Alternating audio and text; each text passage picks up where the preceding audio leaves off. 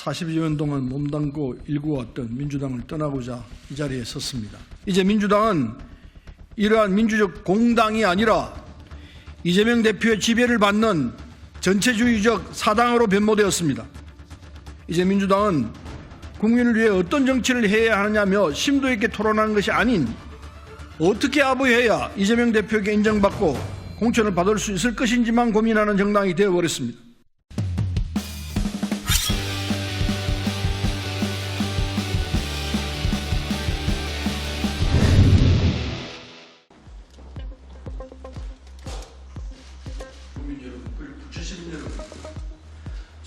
오늘 저는 40여 년 동안 몸담고 일구어왔던 민주당을 떠나고자 이 자리에 섰습니다. 지난 23일 저는 이 자리에서 제가 하위 10%에 들어감을 밝히고 탈당을 암시했었습니다. 저는 감히 무소불위에 이재명 대표를 가감없이 비판했다는 이유로 하위 10% 통보를 받았고, 지금까지 제가 민주당에서 일구고 싸워온 모든 것들을 다 부정당했습니다. 또한 지난 4년간 국민과 부천 시민을 위해 일했던 모든 것들이 이재명 대표를 비판했다는 이유로 모두 물거품이 되어 날아가 버렸습니다. 국민의 더 나은 삶을 위해 지역구를 누비고 밤낮을 바꿔가며 고군분투했던 4년이라는 시간이 단순히 이재명 대표를 비판했다는 이유로 아무 의정활동도 하지 않는 하위 10%의 의원이라고 평가절하되며 조롱당했습니다. 존경하는 국민 여러분, 그리고 부천 시민 여러분, 저는 1980년 김대중 전 대통령을 만나고 민주당을 세우고 민주당의 국회의원으로서 지금까지 살아왔습니다.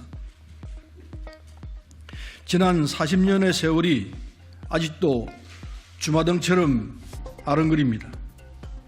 모진 고문과 함께 군부 독재와 맞서 싸우며 김대중 전 대통령을 당선시키고 노무현 전 대통령을 탄핵에서 지켜내고 문재인 전 대통령의 안정적 국정 운영을 도왔습니다.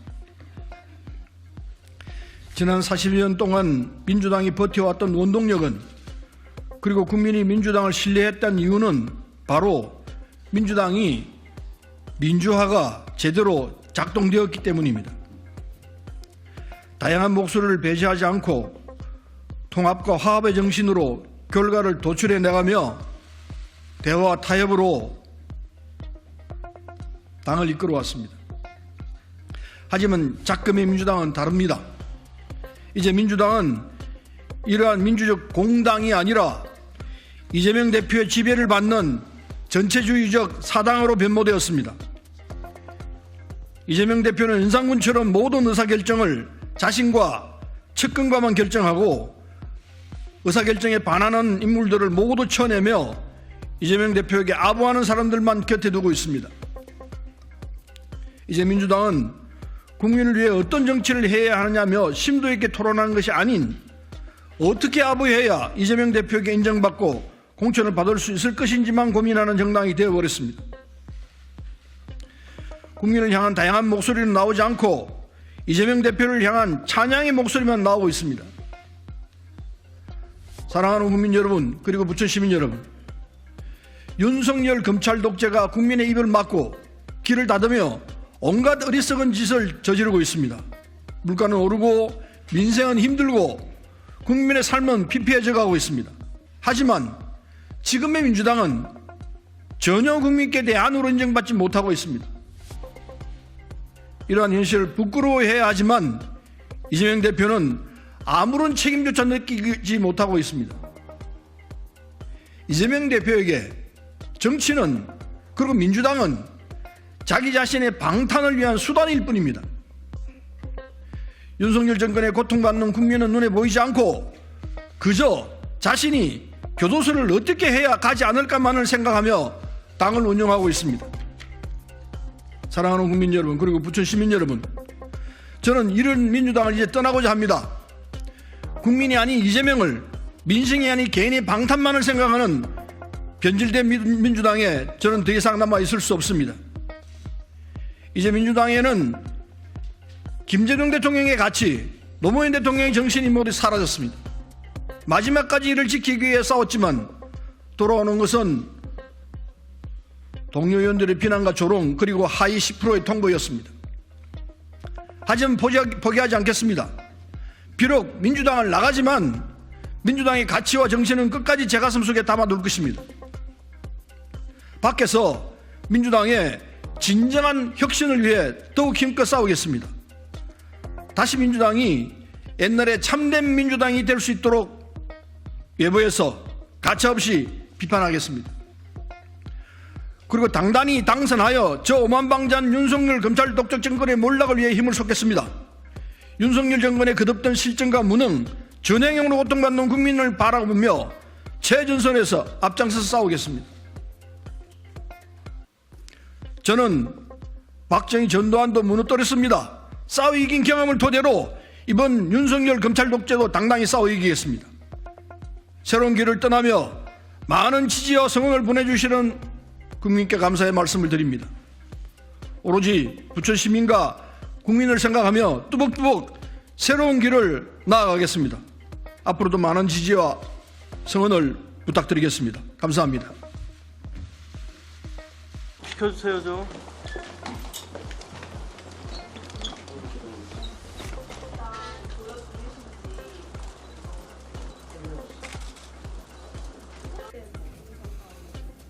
그 평가가 틀리지 않을 것이라 생각합니다만은 솔직히 말씀을 드리겠습니다.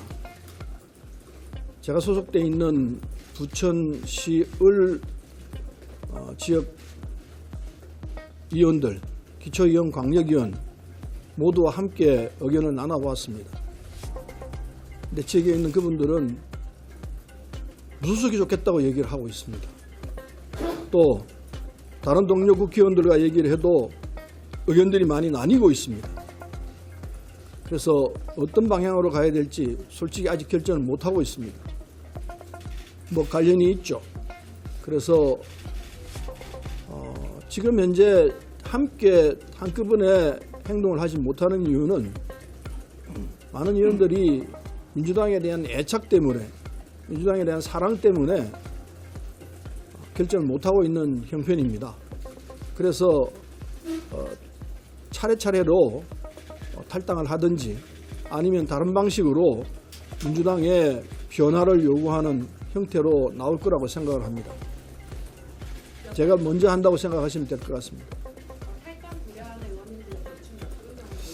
지금 유동적이기 때문에 지금 당장 제가 몇 명이라고 말하기보다는 차근차근 진행되는 걸 지켜보시는 게 정확할 것 같습니다.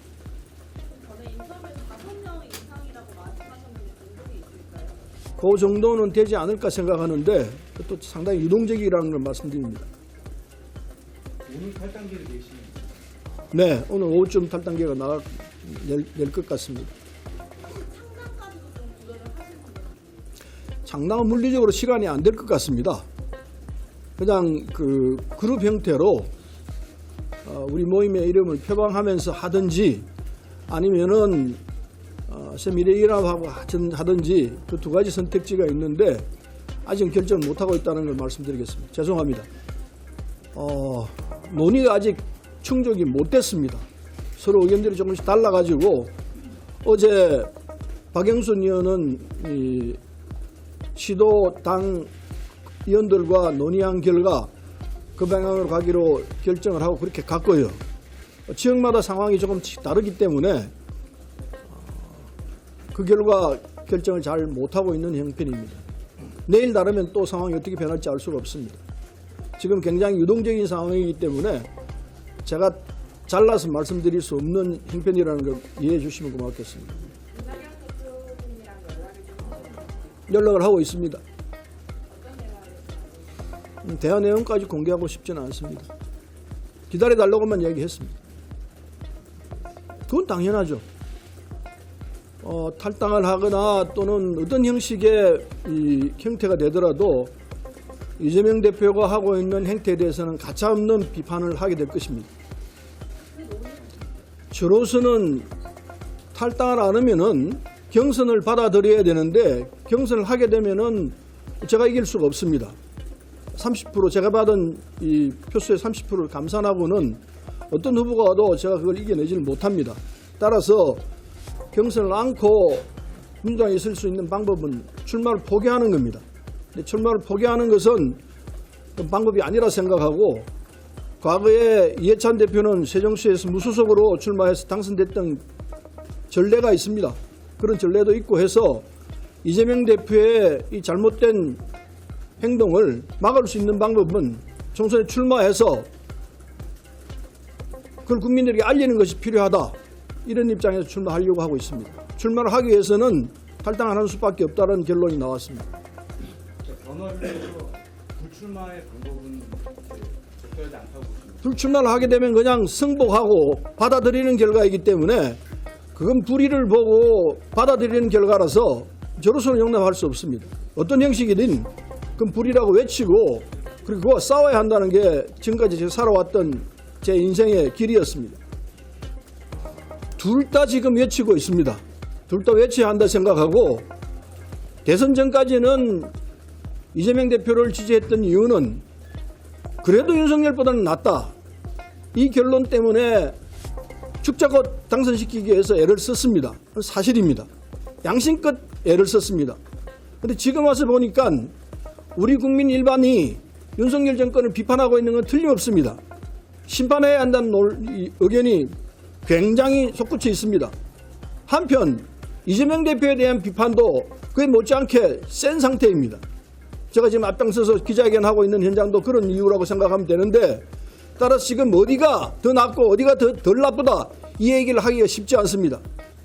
그래서 결론이 제가 무소속이냐 아니면 새미래연합이냐 이걸 갈등하고 있는 현장이라고 보시면 될 것 같습니다. 물론 있죠. 견해가 조금씩 다 다른데 그걸 지금 이 자리에서 말씀드리기에는 적절하지 않다고 봅니다.